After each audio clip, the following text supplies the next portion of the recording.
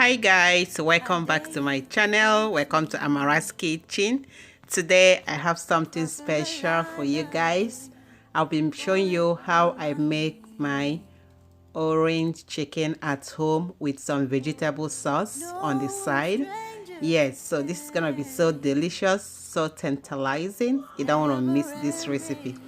If this is your first time on this channel, you're welcome to my channel. Please go ahead and support this channel by clicking on the subscription button and turn the notification bell on as well. And give this video a thumbs up. Yes, that would be so much appreciated. So guys, without wasting much of your time, we'll go ahead and jump right into this recipe. All right guys, stay tuned.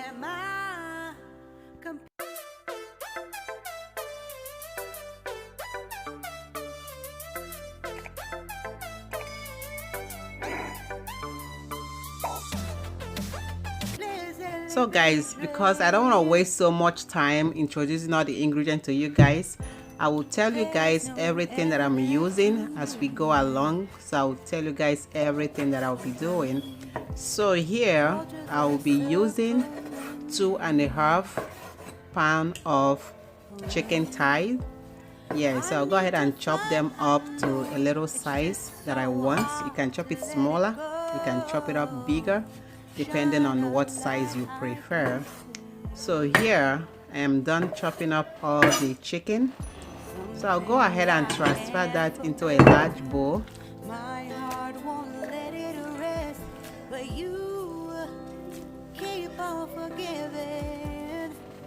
Then we'll move over to the kitchen. So right here I'll go ahead and add 1 cup of water. And to that I'll be adding 2 eggs. So this measurement, you can reduce it or you can add more. So I'm adding 2 teaspoons of vegetable oil. So I'll go ahead and whisk this up together until they are well combined. Like I said, you can add more or you can reduce depending on how much or how the quantity of the chicken you're making. So what I just added is 1/4 of cornstarch, and here I am adding 2 cups of all-purpose flour. So I'll just whisk everything up together. So at this point I needed extra water, so I'm adding extra 1 cup of water. So I'll go ahead and mix everything up until they loosen up.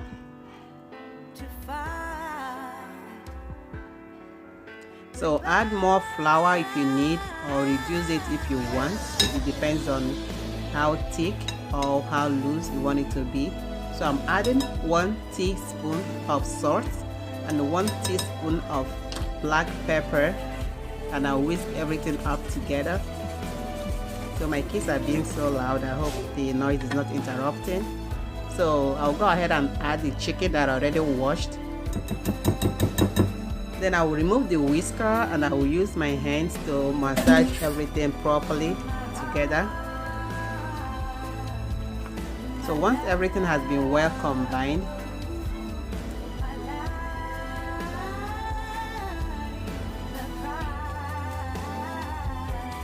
so I'll go ahead and use some plastic wrap and wrap them up, and I'll put them in my refrigerator and let it sit there for about 30 minutes to 45 minutes so they can marinate together properly. So after 45 minutes of letting it sit in my fridge, I brought it out.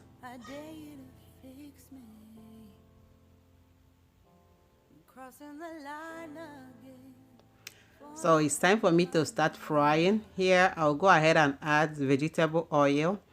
Use any vegetable oil of your choice.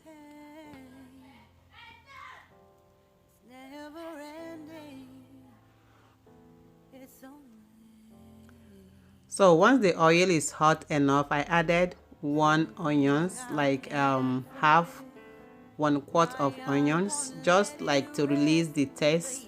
So when you do this, the flavor from the onions releases into that chicken. It gives it a little bit of taste, you know. So I'll go ahead and keep stirring this up until I achieve a golden brown color. And you must be sure that you're not cooking this on a high heat, because if you do, the chicken will burn at the top but inside will still be fresh, and you don't want that to happen. So make sure you're cooking it on a low heat, medium low heat. You don't want it on a high, so it can cook thoroughly from outside to inside, leaving it with a crunchy outside but juicy inside. That's what we're looking for right now. So this is the fourth set. I'll go ahead and proceed in frying the rest of them, and this is the last batch. So this is the last part of the orange chicken.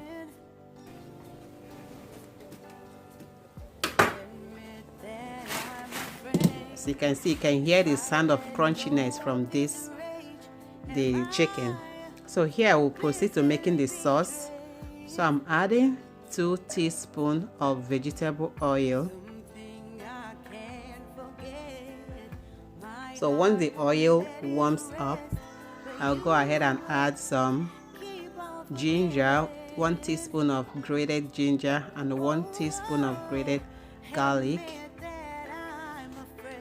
So I'll go ahead and stir everything up together until it heats up. So once it's warm enough, I'll go ahead and add half a cup of regular sugar and 1/4 cup of brown sugar. So I'm just showing you guys the measurements, the one that I added for the white sugar. So I'll mix everything up together.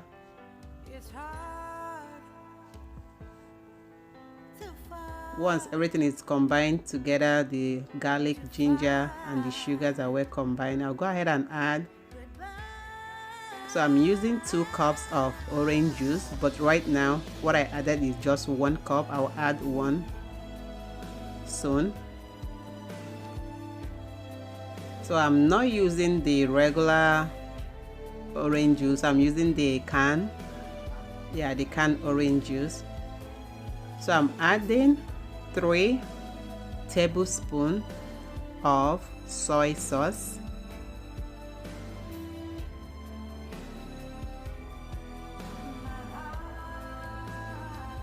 So this is the mixture: 2 tablespoons of cornstarch to 4 tablespoons of water. I mix them up together and I add them up in the sauce to thicken that sauce up. So once the sauce is coming together, it's been thickened a little bit, so I'll go ahead and add 1 tablespoon of white vinegar just to dilute the sweetness. You can add more if you desire to, or you can skip that entirely if you don't mind having the sweetness.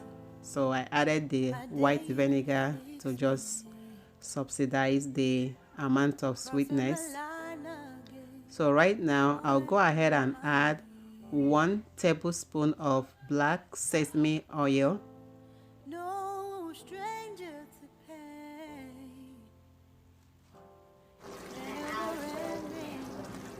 So once everything is well combined, I'll go ahead and add in my fried orange chicken, or my fried chicken. I'll go ahead and add them to the orange sauce. So I'll mix everything properly until they are well combined. So once they are well combined, I cover that up and just let it simmer for 30 seconds. You don't want to simmer this more than that. So once after 30 seconds, I'll stir them up one more time, and I will gradually take them out of the sauce. So you can actually serve this on your white rice the way it is right now. You can just go ahead and scoop it direct to your white rice. So but I want to have some vegetable to that. So what I would do, once everything is well removed, as you can see, I have just a little sauce left, but I will loosen that all by adding 1 cup of water later. So this is the orange chicken, looking so amazing and tastes so delicious, guys.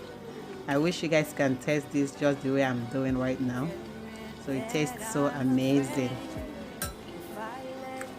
Yeah, give this video a thumbs up, guys. So the next step, we proceed to the veggies we'll be using. I add 1 tablespoon of oil, vegetable oil. So in a boiling hot water, I'll go ahead and add my broccoli. So once I add the broccoli inside the water, the hot boiling water like that, I'll just let it sit there for 5 seconds and I'll bring it out, and that's it. You don't want to overcook your vegetables. So I'll go ahead and return my stuff in there. So back to the oil, I'll go ahead and pour in chopped up onions and carrots. We just need to saute the vegetable a little bit. So after stirring the vegetable for 30 seconds, I added some black pepper, and I'm also adding some salt. Just sprinkle in some salt and black pepper and stir everything up properly.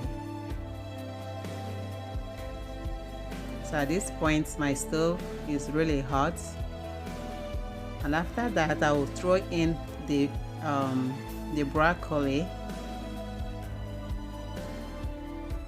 and stir that up for another 30 seconds. And then next I'll be adding my final vegetable, which is the chopped up mushroom. So you can add whatever vegetable you want. You can add some red bell pepper, green bell pepper, whatever vegetable you like. You are definitely, allowed to do that. This is your meal, so you do what you like. So I'm just trying the carrot. It's still very crunchy, but a little bit less crunchy than it was at the beginning. So I also tried the broccoli as well. So at this point, I've gotten the texture that I want from those vegetables. So I don't want it to be too soft, too saggy. Yep. So guys, this is the sauce. I added half a cup of water to loosen that up. So I'll go ahead and pour in my vegetables in there.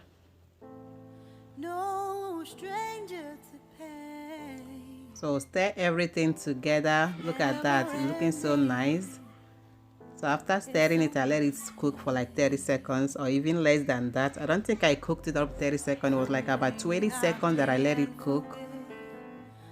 Then it's ready to go. So I just want to try the mushroom. As you can see, the mushroom kind of looks a little bit still, fresh. So guys, I hope you have given this video a thumbs up, and if you haven't subscribed, consider subscribing to my channel. And once we are done, I'll go ahead and get that off from the hot surface right away. You don't want to overcook your vegetables. Yeah, I say that a lot. Yep, because it's very important not to overcook your vegetables. So at this point, the food is ready. It's ready. Look at that. Look at the color, is so amazing. So it's time to dish the food out. So look at the white rice, kind of piping hot right now. You want your rice to be very, very hot. Yep. So I'll go ahead and scoop in that good looking sauce. Looking so amazing.